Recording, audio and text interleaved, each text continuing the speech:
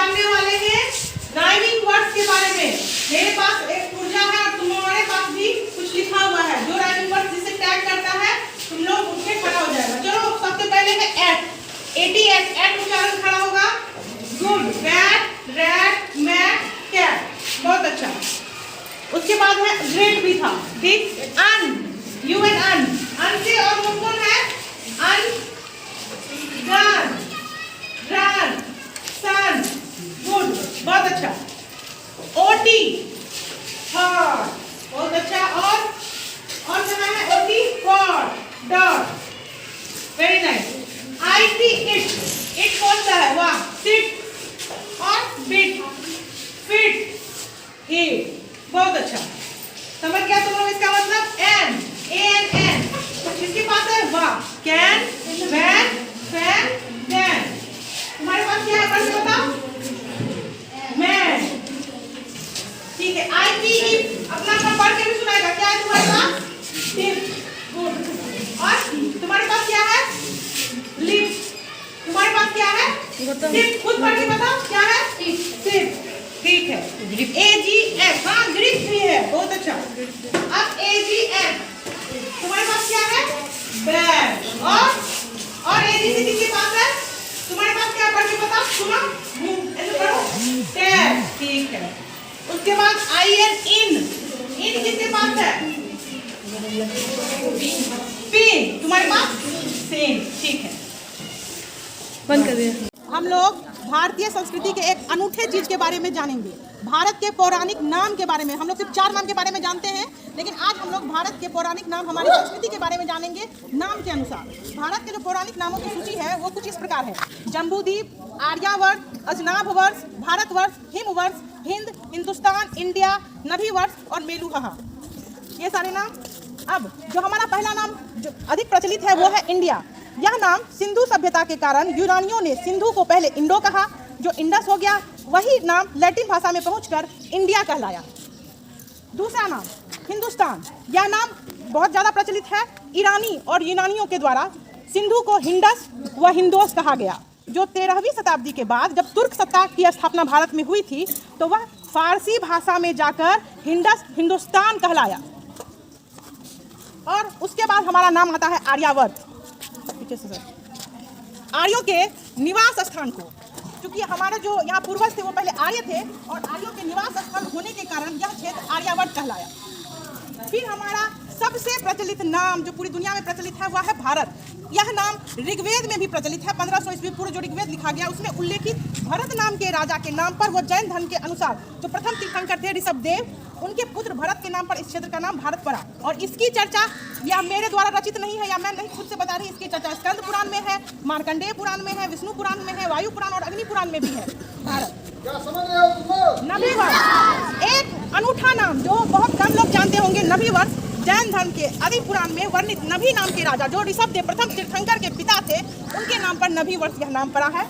और दूसरा जो प्रचलित नाम है जो हम लोग कभी नहीं जानते थे वह है अजनाभवर्ष, अजन्मे महात्माओं का देश। अज मतलब स्वयंभू, नाम मतलब नाभि, जन्मा मतलब जन्म, जहाँ अजन्मे महात्माओं का देश, यह देश ऐसे भी प्रचलित है हमारे कई महात्माओं की वजह से। और दूसरा एक नाम जम्बूद्वीप, जामुन पेड़ की अधिकता के कारण यह पौराणिक कथाओं में इस क्षेत्र को जम्बूद्वीप भी कहा जाता था, जो रामायण काल से ही है इस नाम के बारे में। और एक ऐसा अनूठा नाम जो हम अपने भारत में सिंधु सभ्यता के कारण से जानते हैं, मेलुहा या मेलुलखा। सिंधु घाटी सभ्यता में मिले प्रतीकों पर इस क्षेत्र को मेलुलहा भी कहा गया है। तो आज हमने जाना कि हमारी जो भारतीय संस्कृति है वो कितनी समृद्ध है, कि हमारे नाम भी बड़े अनूठे हैं हमारी तरह। और कितने सारे नाम हैं: हिंदुस्तान, भारत, जम्बूद्वीप, मेलुहा, नभीवर्ष, अजनाभवर्ष, आर्यावर्त, इंडिया और भारत के बाकी सारे नाम। तो आज हम लोगों ने नाम सीखा है भारत के, भारत की संस्कृति को जाना है। सभी समझ गए हैं?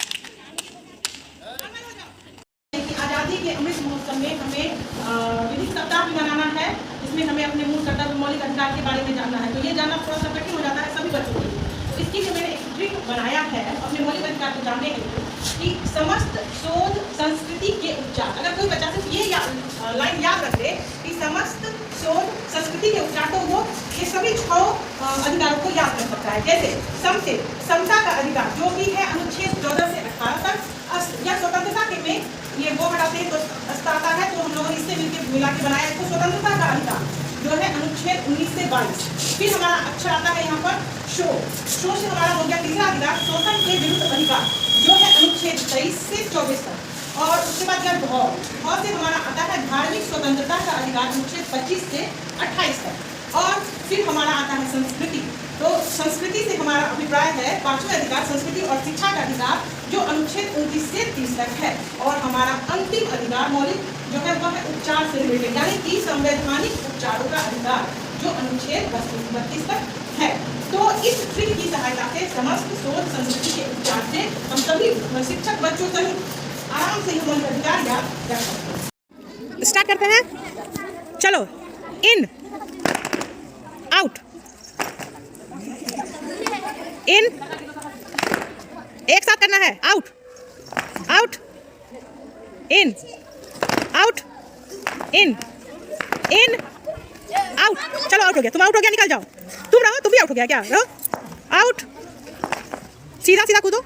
आउट, इन, आउट, आउट, इन, आउट, इन, इन, आउट। चलो आउट हो गया। इसको और कंटिन्यू करते हैं हम लोग। इन, सब आउट हो गया, सब आउट हो गया।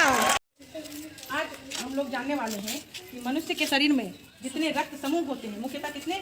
4, A, B, AB और O। तो माता पिता का जो रक्त समूह होता है, उसके द्वारा संतान के रक्त के समूह होने की क्या क्या संभावनाएं होती है, वो हम लोग जानेंगे। जैसे अगर माता पिता का रक्त समूह हो A और A, तो उनके संतान का रक्त समूह निश्चित तौर पर होगा A और O, और नहीं होगा तो B और AB। अगर माता पिता का रक्त समूह हो A और B, तो बच्चों का रक्त समूह होगा A, B, AB और O। A, B, O और AB। अब अगर माता पिता का रक्त समूह हो A और O, तो बच्चों का रक्त समूह होगा निश्चित तौर पर A और O। अगर माता पिता का रक्त समूह हो A और AB,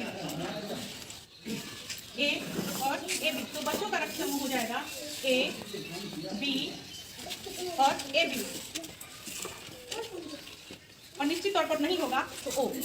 अगर माता पिता का रक्त समूह हो B और B, B और B, तो बच्चों का जो रक्त समूह है वह होगा B और O, B और O। अगर माता पिता का रक्त समूह B और AB हो, तो बच्चों का रक्त समूह A, B और AB होगा। अगर बच्चों का रक्त समूह B और O, तो बच्चों का रक्त समूह B और O ही होगा, B और O ही होगा। और नहीं होगा तो A और AB। अगर माता पिता का रक्त समूह AB और AB हो, तो माता पिता का रक्त समूह अगर AB और AB हो, तो बच्चों का रक्त समूह होगा A, B और AB। और नहीं होगा तो O। अगर माता पिता का रक्त समूह AB और O हो, AB और O हो, तो बच्चों का जो रक्त समूह है वह A और B ही होगा। नहीं होगा तो AB और O। और अंतिम, अगर माता पिता का रक्त समूह O और O हो, यानी माँ का भी रक्त समूह O और पिता का भी रक्त समूह O, तो बच्चे का रक्त समूह निश्चित तौर पर सिर्फ O ही होगा। नहीं होगा तो A, B और AB। और इस प्रकार से हमने आज यह जाना कि संतान के रक्त समूह होने की क्या संभावना है। इस प्रकार हम जान सकते हैं कि अगर हमारे मम्मी पापा का जो भी रक्त समूह है, तो हमारा रक्त समूह क्या हो सकता है। ठीक है, हो गया।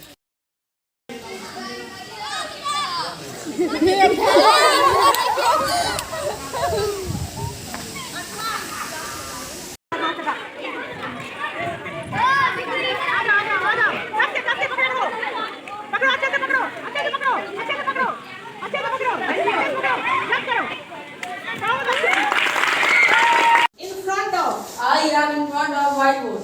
I am on the table. Next to I am near the teacher. I am under the table. table. Behind. I am behind the table. A little friend between us. In front of whiteboard. On the table. Under the table. Behind the table. At the door. Good.